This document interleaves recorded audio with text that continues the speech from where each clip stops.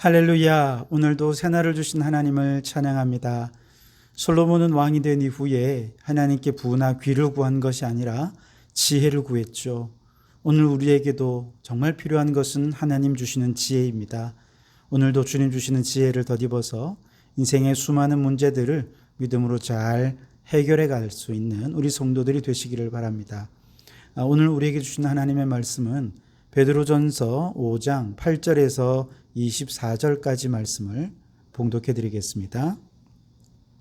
근신하라 깨어라 너희 대적 마귀가 우는 사자같이 두루다니며 삼킬 자를 찾나니 너희는 믿음을 굳건하게 하여 그를 대적하라. 이는 세상에 있는 너희 형제들도 동일한 고난을 당하는 줄을 알미라. 모든 은혜의 하나님 곧 그리스도 안에서 너희를 부르사 자기의 영원한 영광에 들어가게 하시니가 잠깐 고난을 당한 너희를 친히 온전하게 하시며 굳건하게 하시며 강하게 하시며 털을 견고하게 하시리라. 권능이 세세 무궁하도록 그에게 있을지어다. 아멘. 내가 신실한 형제로 아는 실로안으로 말미암아 너희에게 간단히 써서 권하고 이것이 하나님의 참된 은혜임을 증언하노니 너희는 이 은혜에 굳게 서라. 택하심을 함께 받은 바벨론에 있는 교회가 너희에게 문안하고 내 아들 마가도 그리하느니라. 너희는 사랑의 입맞춤으로 서로 문안하라. 그리스도 안에 있는 너희 모든 이에게 평강이 있을지어다. 아멘. 오늘도 이 말씀을 통해 우리에게 주신 하나님의 음성을 듣게 되기를 바랍니다. 베드로 사도는 박해 중에 있는 성도들에게 천국 소망을 가지고 육체에 남은 때를 하나님의 뜻대로 사는 것이 가장 복된 인생이다라고 권면하면서 박해 중에 있는 성도들을 위로하고 또 격려했습니다. 그러나 이와 같이 고난 중에서도 믿음으로 승리하려면 교회 공동체가 얼마나 서로 격려하며 하나 되는 것이 너무너무 중요했습니다.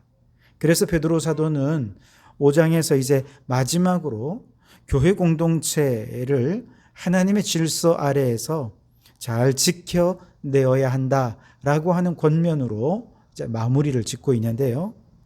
먼저는 교회의 장로들이 주장하는 자세를 하지 말고 양무리의 본이 되어야 된다라고 권면했습니다. 그리고 젊은이들에게는 장로들에게 순종하고 겸손으로 허리를 동이고 모든 염려는 주님께 맡기라 그렇게 권면을 했습니다. 이제 오늘 본문에서는 마지막으로 모든 성도들에게 권면하는 내용인데요. 8절을 보시면 근신하라 깨어라 너희 대적 마귀가 우는 사자같이 두루 다니며 삼킬 자를 찾나니라고 말씀하십니다. 우선 근신하라고 권면합니다. 근신한다라는 말은 영어 사전에서 보면 be self-control이라는 말을 씁니다. 즉 자신을 컨트롤하라라는 뜻이죠. 다시 말해서 주변에 아무리 박해의 상황이 되고 정말 스스로가 어떻게 컨트롤할 수 없는 수많은 상황들에 있긴 하지만 그래서 우리가 주변 상황을 어떻게 할 수는 없죠. 그러나 그런 박해의 상황에 반응하는 나 자신에 대해서는 우리가 얼마든지 컨트롤할 수 있지 않겠습니까? 박해가 오고 핍박이 오고 고난이 올 때 불신앙으로 반응할 것인지 아니면 믿음으로 반응할 것인지 이것은 우리가 얼마든지 컨트롤할 수 있어야 한다는 것입니다. 그래서 두려움으로 인해 스스로를 통제하지 못해서 불신앙으로 반응하고 의심과 낙심과 절망 가운데 반응하는 것이 아니라 어떤 위협과 박해와 고난이 와도 믿음으로 반응하고 하나님을 신뢰하고 의지하는 신앙으로 자신을 컨트롤할 수 있어야 한다. 이것이 바로 근신하라라고 하는 말씀의 의미인 것입니다. 얼마 전에 한산이라는 영화를 보았는데요. 이순신 장군이 한산 대첩을 아주 극적으로 승리하는 대단히 스펙타클한 영화였습니다. 전투 장면이 얼마나 잘 구현이 되었는지 모릅니다. 이 영화 후에 좀 더 관련된 영상들을 찾아보니까 이순신 장군이 이렇게 바다 위에서 마치 성처럼 하객진을 펼치고 그 안으로 들어오는 적들을 향해 포를 쏘아서 맞히는 것은 정말 대단히 힘든 일이었다는 것이죠. 육지에서도 포를 쏘아서 상대방을 정확히 가격해서 맞히는 게 쉽지 않은데 흔들리는 물결 위에서 포를 쏘아서 상대방의 배를 맞추는 것은 정말 어려운 일이라는 거예요. 상대방인 와키자카 하스야루도 이것을 알았다는 거죠. 그렇기 때문에 과감하게 하객진 안으로 뛰어들어서 공격할 수가 있었다는 것이죠. 그런데 와키자카 하스야루가 간과한 한 가지가 있는데요. 그래서 바로 이순신 장군이 바다 위에서 적선을 향해 맞추기 위해서 군사들과 어마어마한 훈련을 했다는 사실입니다. 아무리 파도가 일렁이어도 적선의 포를 맞출 확률을 높이기 위해서 끊임없이 연습하고 또 연습했다는 것이죠. 그 결과 한산에서 큰 승리를 거둘 수 있었다 하는 것입니다. 근신함이란 바로 이런 것입니다. 주변의 상황이 아무리 흔들리는 파도 위라도 항상 정확히 하나님의 뜻이라고 하는 관역에 나의 뜻을 일치시킬 수 있도록 자신을 컨트롤할 수 있어야 한다는 것입니다. 그런데 이런 컨트롤이 그냥 되는 게 아니죠. 수없이 많은 기도의 무릎을 꿇고 하나님의 말씀으로 훈련되어질 때 이게 가능한 것입니다. 말씀과 기도의 경건 훈련이 충분해졌을 때 우리는 모든 상황에서 자신을 하나님의 뜻에 맞추어 살아가고 결국 믿음으로 승리하는 자가 될 수 있게 되는 것입니다. 그러니 여러분 근신하시기 바랍니다. 어떤 상황 속에서도 하나님의 뜻에 나 자신을 잘 컨트롤해 갈 수 있는 믿음의 일꾼들이 되시기 바랍니다. 두 번째로는 깨어라 라고 권면을 하고 있죠. 영적으로 깨어있지 못하면 마귀의 시험에 들기 쉽기 때문에 그렇습니다. 8절 말씀에 보면 너희 대적 마귀가 우는 사자와 같이 두루다니며 삼킬 자를 찾나니 라고 말씀을 하시죠. 마귀는 마치 배고픈 사자처럼 먹잇감을 찾아다닙니다. 원수 마귀도 먹잇감을 찾듯이 깨어있지 못한 자를 찾아다닌다는 것이죠. 그리고 한순간 졸고 있는 자, 방심하고 있는 자를 공격하는 것이죠. 그러나 만일 성도들이 깨어 있다면 얼마든지 마귀의 공격을 막아낼 수 있게 된다는 것입니다.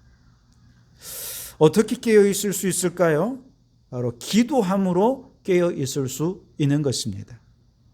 베드로 사도는 예수님과 함께 겟세마네에 올라갔을 때 예수님께서 거듭 기도에 깨어 있으라 라고 말씀을 하셨지만 그만 졸고 방심하고 말았죠. 그렇게 방심하고 있었을 그때에 기도에 깨어 있지 못했을 그때에 로마 군사들이 들이닥쳐서 예수님을 체포했고 결국 베드로는 예수님을 3번이나 부인하지 않았습니까? 우리도 기도에 깨어있지 못하면 영적으로 방심하게 되고 그 방심한 틈을 마귀가 공격해 오게 된다는 것이죠. 그래서 여러분 늘 기도에 깨어있는 성도들이 되실 수 있길 바랍니다. 이처럼 우리가 기도에 깨어 있을 수 있다면 우리를 공격해오는 원수 마귀와 맞서서 얼마든지 싸울 수 있을 것입니다. 9절을 보시면 너희는 믿음을 굳게 하여 그를 대적하라. 이는 세상에 있는 너희 형제들도 동일한 고난을 당하는 줄을 알미라 그랬습니다.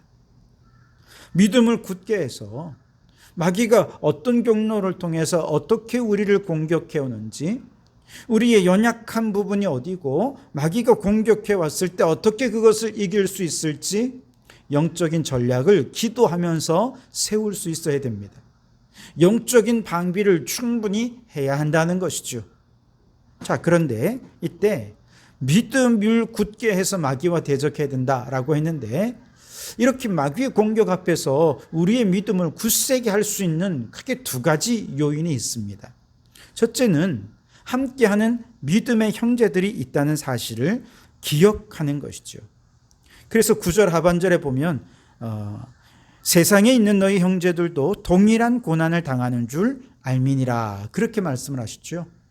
다시 말해서 혼자 외롭게 고난 당하는 것이 아니라 나와 함께 동일한 고난을 당하는 믿음의 형제들이 있다는 것을 알게 된다면 결코 고난 가운데서도 외롭지 않을 것입니다. 또 그들과 함께라면 이 믿음 얼마든지 굳게 지킬 수 있을 것이라는 용기와 힘이 생기는 것이죠. 그래서 여러분, 우리가 어려움 속에서도 서로에게 힘이 되고 또 격려가 되어주는 우리 믿음의 형제 자매들이 될 수 있길 바랍니다. 또 하나 우리의 믿음을 굳세게 하는 아주 중요한 요소가 있는데 바로 하나님의 은혜가 임하는 것입니다. 10절 말씀을 보시면 모든 은혜의 하나님 곧 그리스도 안에서 너희를 부르사 자기의 영원한 영광에 들어가게 하시니가 잠깐 고난을 당한 너희를 친히 온전하게 하시며 굳건하게 하시며 강건하게 하시며 터를 견고하게 하시리라. 아멘. 우리가 박해 중에 있다 하더라도 그곳에도 하나님의 은혜가 있다는 것을 잊지 말라는 것입니다. 아니, 오히려 고난 가운데 있을 때 하나님의 은혜의 참맛을 가장 깊이 느낄 수 있으니 고난 가운데서 그 은혜의 깊이를 누리라는 이야기이기도 합니다. 사실 평소에는 하나님의 은혜가 임하고 있지만 그걸 은혜라고 생각하지 보지 못했습니다. 무덤덤했습니다. 그런데 고난이 닥치고 보니 일상의 모든 평범함을 잃어버린 후에야 비로소 하나님의 은혜가 이미 내게 얼마나 크고 놀랍게 함께하고 있었는지를 비로소 깨닫게 되는 것이지요.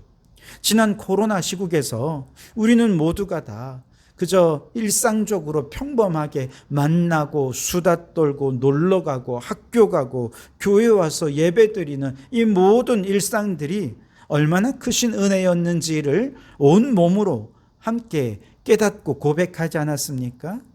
그러니 박해 중에 있는 성도들이야말로 하나님의 은혜를 가장 절실히 느낄 수 있는 상황이니 바로 그 은혜 위에 굳게 서라라고 말씀하시는 것입니다. 무엇보다 우리가 하나님께 받은 은혜 가운데 가장 큰 은혜는 구원의 은혜라 할 수 있겠죠. 평소에는 내가 구원의 은혜를 받았다는 이 은혜가 얼마나 큰 것인지에 대해 잘 깨달을 수 없습니다. 그러나 고난을 겪으면서 심지어 죽음을 눈앞에 두는 일들이 왔다 갔다 하고 내 눈앞에서 사람들이 순교하고 이런 일들을 보니 내가 구원받지 않았다면 어떻게 저 천국 소망을 가질 수 있을까? 이 생각이 드는 것이죠. 그저 구원받은 것보다 더 귀한 은혜가 없다는 사실을 고난 가운데서 깨닫고 감사하게 되는 것입니다. 이처럼 우리에게 예수 그리스도를 통해 구원을 주신 은혜를 생각하면 지금 고난당하는 거 얼마든지 감당할 수 있게 됩니다.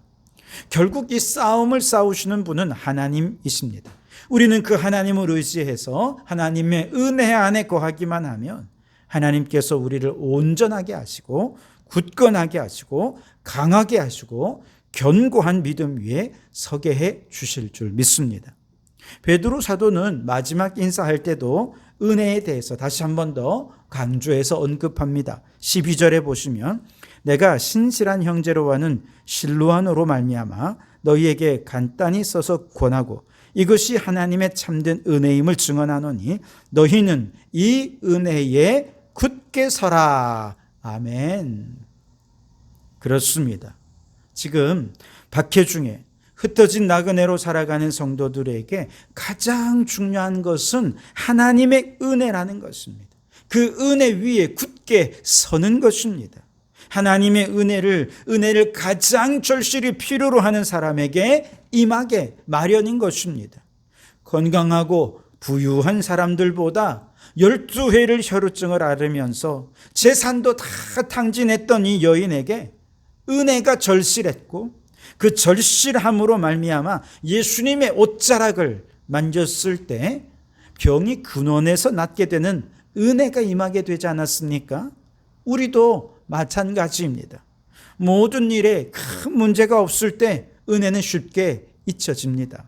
그러나 고난이 찾아오고 어렵고 힘든 일들이 생기면 비로소 우리는 은혜의 갈급한 심령이 되고 그 마음으로 하나님께 은혜를 구하면서 간절히 주님의 옷자락이라도 만지는 심정으로 기도하며 나아갈 때 반드시 주님께서 그에게 은혜를 베풀어 주실 줄 믿습니다. 그렇게 고난 중에 은혜를 경험한 사람만이 이렇게 고백할 것입니다. 욥기 23장 10절에 내가 가는 길을 오직 그가 아시나니 그가 나를 단련하신 후에는 내가 순금같이 나오리라. 아멘. 여러분, 오늘 인생의 수많은 고난 중에 마음이 심히 두렵고 근심과 걱정과 낙심하며 주저앉아 계시지는 않은지요. 지금 함께 고난의 현장에서 우리와 같이 고난을 당하는 형제들 바라보시면서 믿음을 굳건하게 하시기 바랍니다. 또한 주님의 은혜를 구하는 간절한 기도로 우리 가운데 임하시는 그 은혜를 친히 경험하고 굳센 믿음 위에 서실 수 있기를 바랍니다. 그리하여 우리를 공격하는 마귀를 대적해서 믿음으로 승리하고 고난도 이기고 순금같이 빛나는 믿음으로 새로워지는 축복이 임하시기를 주님의 이름으로 축원합니다. 기도하겠습니다.